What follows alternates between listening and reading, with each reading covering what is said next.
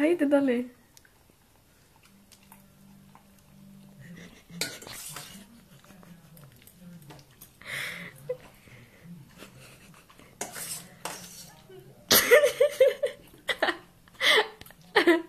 Uff.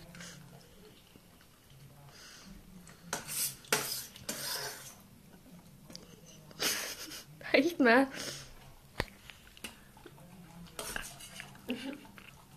Var det godt? Kunne du endelig æte på skålene?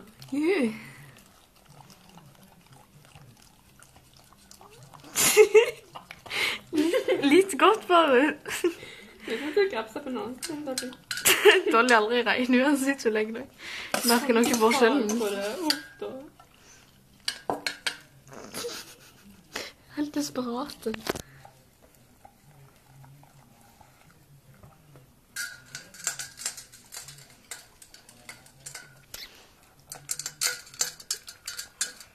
Litt rester jeg det nå. På toppen lyset så jeg så litt mer for det ble mørkt. Jeg kom da snapp i kamera her. Det er ikke uklart da. Nei, ikke så faktisk. Men litt.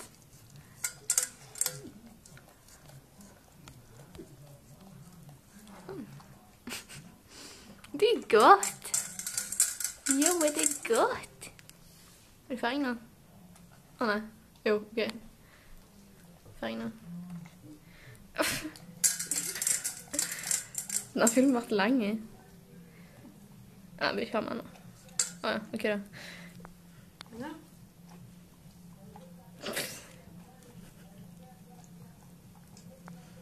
Ser ut til å stikke som gaffelen. Det er ikke egentlig det. Det er så svær tunge som flyr rundt i andre retninger, liksom. Bokstavelig talt.